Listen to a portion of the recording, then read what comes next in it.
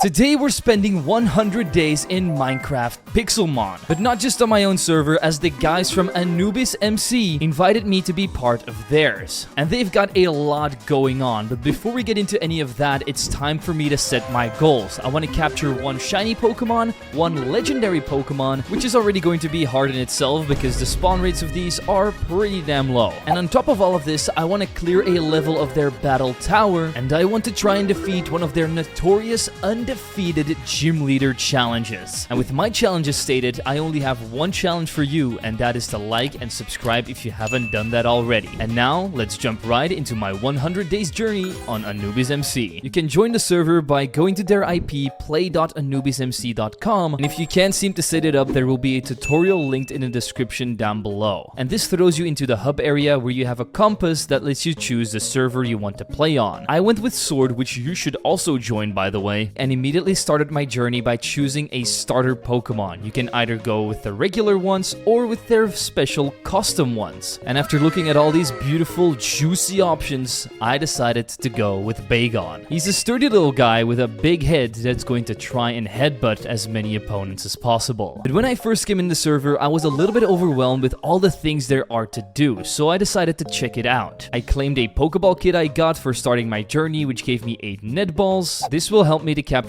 bug and water type Pokemon, which I will definitely have to do because there's Pokédex completion rewards and I want to unlock at least the first one of those. I also seem to have gotten 32 Pokeballs, some steak, and a full outfit. When you're in game, you can also do /partner redeem Zwiggo to get some very cool items for yourself to make the start of your journey a little bit easier. In front of your spawning area, there's a guy with quests. Here you can do daily quests, which will be different every 24 hours, event quests that will basically just be events that you have to participate in against other players, and if you come out on top, you get some nice rewards. And you also have tiered quests. These consist of a bunch of things like capturing Pokemon, defeating Pokemon, mining resources, defeating mobs, so all the things that Minecraft and Pixelmon are all about. You can also do /help to see what other things there are to do, and you can even see your own player information, where you can see your Pokédex completion, balance, because there is actually money in this game, but also tokens and battle points. Inside the spawn, I also found a present, and if you find all 50 of them hidden across the map, you'll get some very cool things that might actually help me in my journey. Then, 2 meters ahead of me, I saw a ton of chests that have rewards for you if you have the right keys for them. By completing all of the things I just mentioned, you can earn these keys, and there's also other ways we'll get into later. If you continue down the stairs, we see a bunch of shops, from mob drops to farming and even Pixelmon items themselves. Here you'll find a ton of useful stuff to spend your money on, or to sell some of your junk to make some cash. There's also skills in the game, like in RuneScape. You can train your mining, excavation, woodcutting, and even Pokemon battling and catching. And the more you level up, the more rewards you'll get. And considering I still do play a lot of RuneScape, I'm going to try and get one of these skills to level 50. And if you want to start capturing Pokemon yourself, there is a bingo card with Pokemon on them, and if you manage to capture one of these, they will be crossed out, and if you filled all of them out, you will get more rewards. I know, this game is all about rewards, so it's time for us to start grinding towards a couple of them. I went to the gym challenge and saw that you need to be level 100, and it's National Dex Uber 6v6 singles. I am absolutely not ready for this. Let's teleport away. And you can do this by entering /RTP and choosing the biome you want to go to. There is a cooldown for this, so you can't just spam it, but this makes exploring the world a lot faster. I decided to choose random, which teleports you in a random biome, and ended up in a forest. Here I battled my first Pokemon, Pineco, who literally exploded on me, but hey, at least we got the experience. I roamed around some more and ran into some mountains with Team Galactic folks and weird structures everywhere. After gathering some information, we find out that this is a ruin of some kind where Arceus is being worshipped because there's statues of him everywhere. And we can't let Team Galactic take over the world, so we're stealing all of their stuff out of their crates and hightail it out of there because they're level 40 and we only have a level 5 Bagon.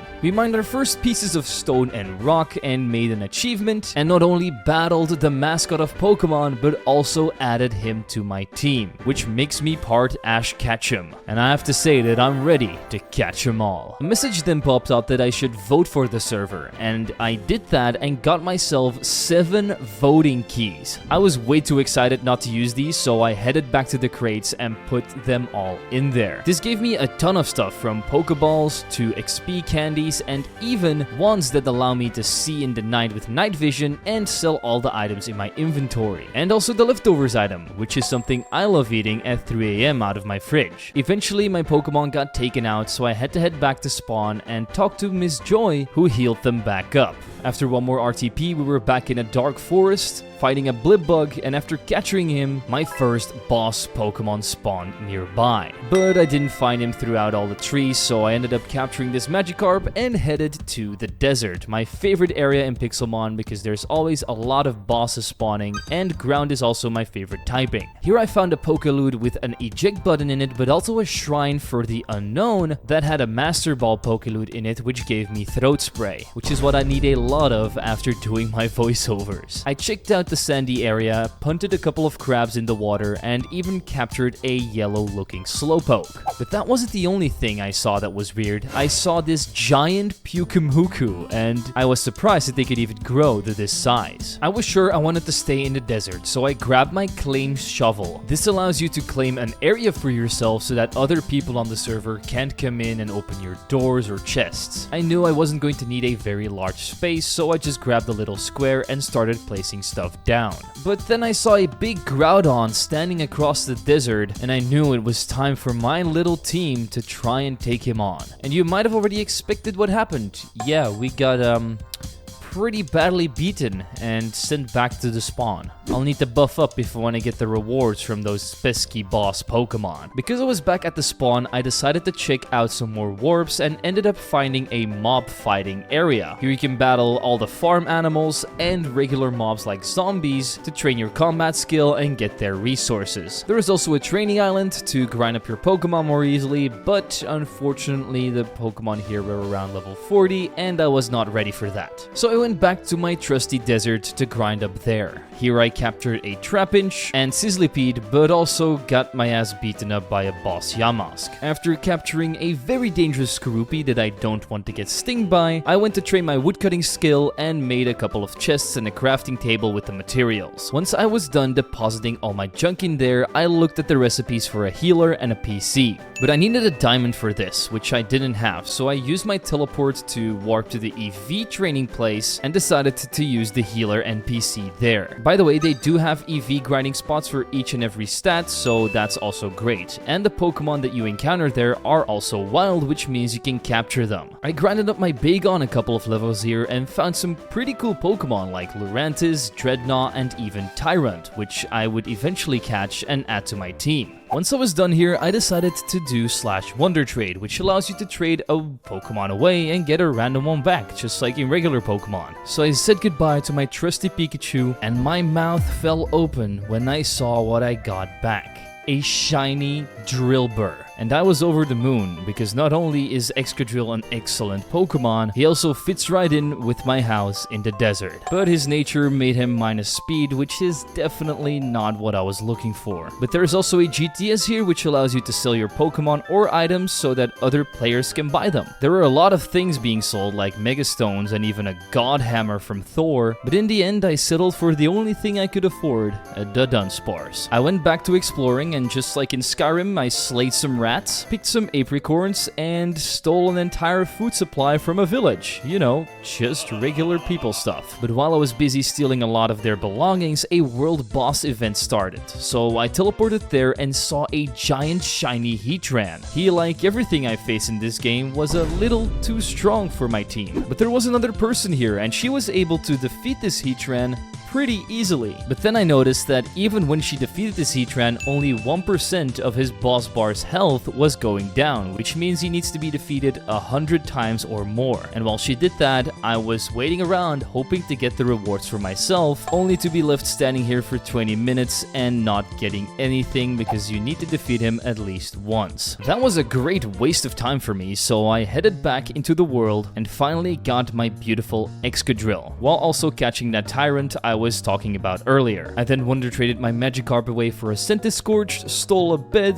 and terrorized the Pokemon Center to try and give me their healer, only for them to tell me that they didn't even have one. That's like a bakery telling me that they don't have any bread. It's just bad for customers. I helped a man that was stuck in a roof, but first I decided to steal all of his stuff again. Another shrine, another Master Ball, which this time gave me a Rocky helmet, and I also captured my highest leveled Pokemon yet, a Vullaby. Not that we'll be using it, because Vullaby is trash. I then stumbled upon a witch's house, and even they are not safe from my thieving antics, as I stole her entire library and enchantment table. One more village harassing later, and I found my way into a swamp. I was hoping to find a Mudkip here, but the only things I got were a Shelmet and Wugtrio. And while it is cool to see Generation 9 Pokemon in Pixelmon, it's not going to distract me from my excavation training, as I mined away all the dirt that came into my eyesight. Until my shovel broke and I had to find something else to do. And you already know what I do the best, getting my ass beat by boss Pokemon that I shouldn't even be taking on. Thank you, Mega Houndoom, for sending me back to the training area, and once I reached the special attacking place, I grabbed the Houndour and Chandelure and grinded them up a little bit. Our arsenal of Pokemon was definitely becoming bigger, so I decided to accept a battling and catching legendary quest. Here I have to capture one legendary and defeat 250 Pokemon in battle. So I got right to it and started flooding the desert with my newly acquired Wailmer, killing all of the ground and fire types there, until I ran into a boss Mega Camerupt, and I could not withstand the temptation, because now I had a Houndoom, and he was the sole reason I was able to defeat this boss, because it has the Flash Fire ability, and this Camerupt can only use fire type moves. And once I was able to poison it with Smog, it was easy from there. Getting myself a Mega Ring in the form of an Anchor, which is a throwback to Archie's Mega Ring back in Omega Ruby and Alpha Sapphire. And this wasn't all, as I also got the Mega Cameruptite and EXP Candy and the Psychinium Z. Shortly after, I found a Power Bracer, which is going to make attack grinding a lot easier. But that wasn't my only find, as I stumbled upon a desert temple as well. I made sure to step around the pressure plate so I wouldn't be exploded upon, and then realized I risked my life for nothing, as these chests were full of junk. But after being away from home for so long, I saw that Team Magma was interested in taking over my base. I quickly told them to scram, but they sent a Mega Garchomp up on my ass. Of course I couldn't beat that, however, I did evolve my Wailmer into Wailord, and this is the biggest Pokemon I have ever seen, period.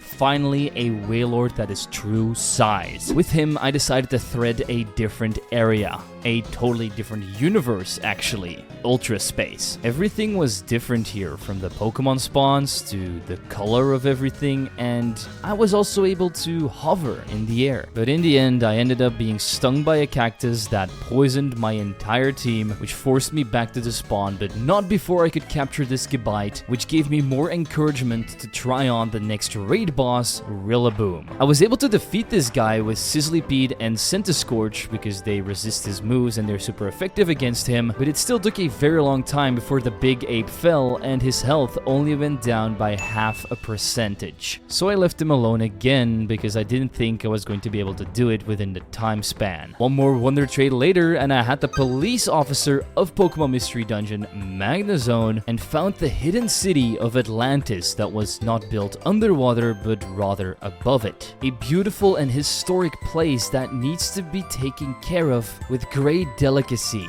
So I just went around and stole everything, and when the Atlanteans noticed, I was already gone. On to bigger adventures. I even stole a ton of furniture like a sofa, washing machine, and oven, which I all put in my house, but also a vending machine and pink PC. I don't think I've ever had this fancy equipment in Minecraft before. If I had neighbors, they'd definitely be jealous of me. But it was time to leave my cozy and warm desert and go to the opposite, a snowy plains with tons of icebergs. A great and beautiful landscape to look at, but there was not all that much that interested me here, so I decided to go back to the plains, where I found my first ever Pokestop, like in Pokemon Go. You can click these and they will give you some items. I even got a pretty useful TM in Electro Ball out of it. And straight after, I found another one, but I accidentally clicked it away, which meant I didn't get any of the rewards. On top of a mountain, I spent around 5 minutes trying to mine this red crystal just for me to realize that it was not breakable. And to this day, this crystal still remains a mystery in my mind. Speaking of mining, I did a lot of that here, getting my mining level up to 6 and grabbing a ton of coal and ruby in the process. But the best is yet to come as I capture yet another pseudo-legendary Larvitar here and the Pokemon that can predict natural disasters, Absol.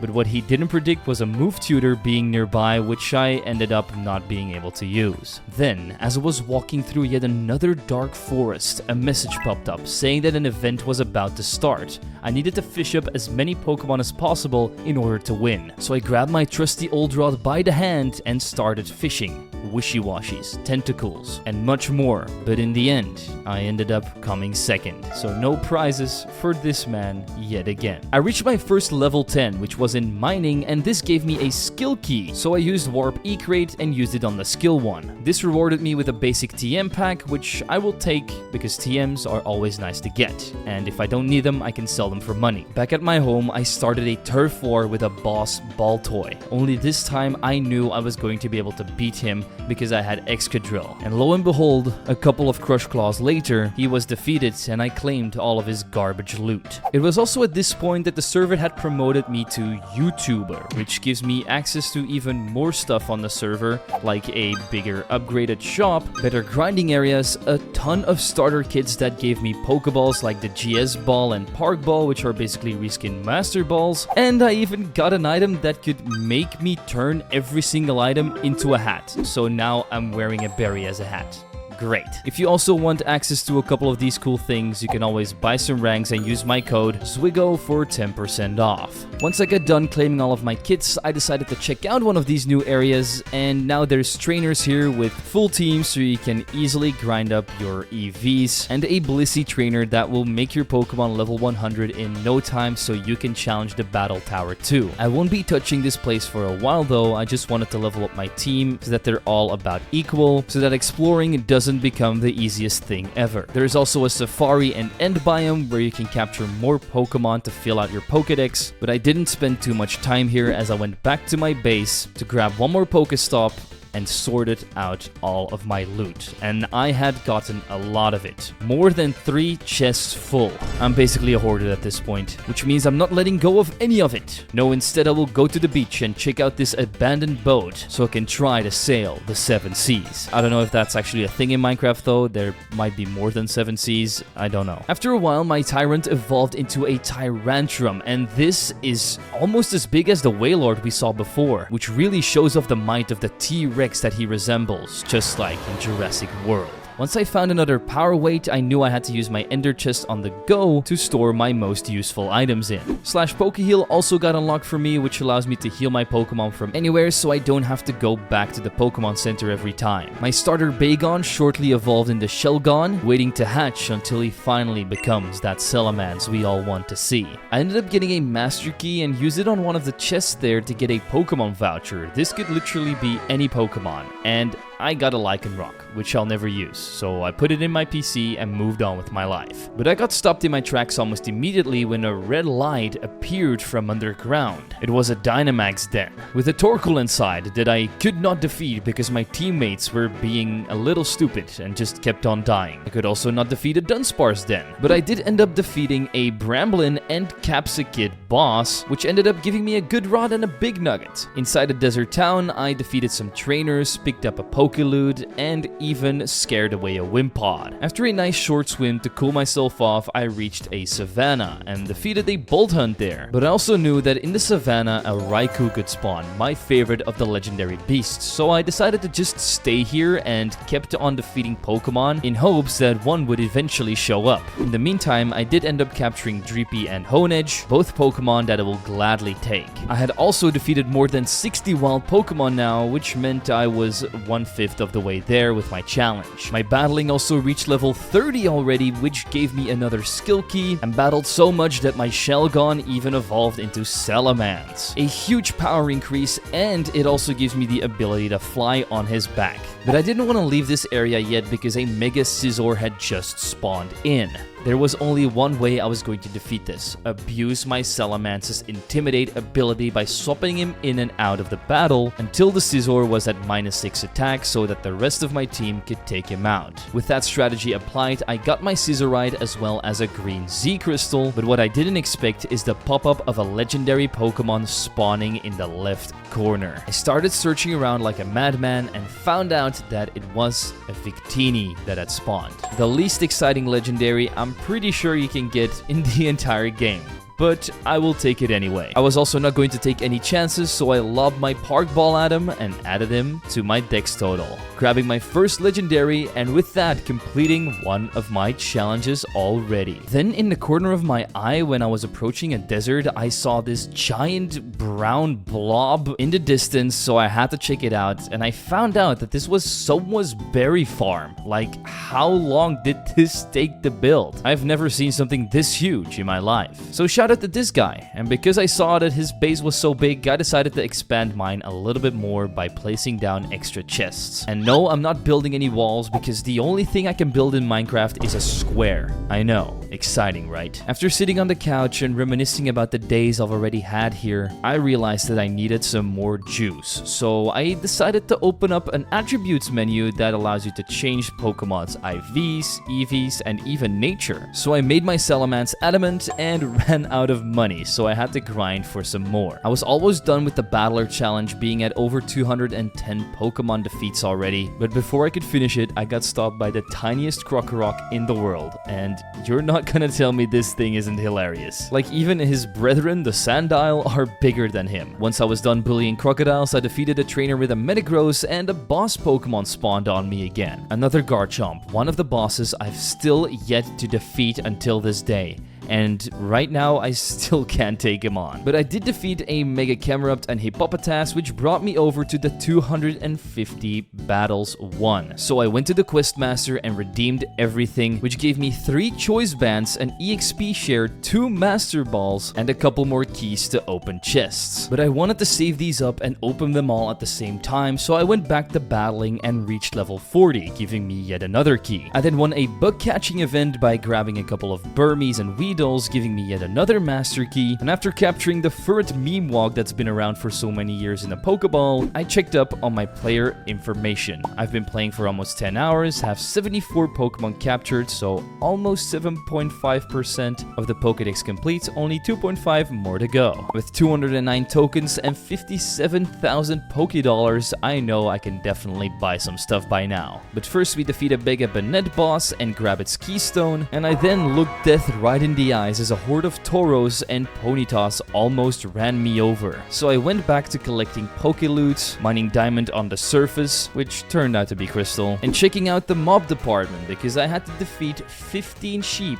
15 skeletons, 15 spiders, and 15 zombies. And once I had slaughtered them with my mighty sword, I claimed yet another key for my well-being, as well as some money, rare candies, and tokens. I had now required a ton of keys, but it wasn't time to open them yet, because I had just found a weird ravine-looking thing, and in my head I'm just thinking, what could have created this? Maybe a Groudon was here, or maybe it was aliens. We will never know. The only thing we know is that this Heracross is big as heck, so I had to slap his big booty cheeks and got an EXP candy, his Megastone, and the Adamant Orb for Dialga, so if we ever find one of those, we will be able to buff him. And I also checked up on the GTS again, and because I have some more money now, I decided to buy this shiny Ralts that was for sale. 30k seemed like a steal, so I picked it up, but I didn't want to use it yet because I want to EV train it first. But we're not in the end game yet. Let's explore some more and go to the mountains. Here I found an old karate master that wanted to kick me in the face like Bruce Lee. And there was also a lost fisherman up here who said he was looking for the sea but couldn't find it. Well, the only thing I can say is that you're in the wrong place, buddy. And once we defeated a boss Roly-Coly and Mega Absol,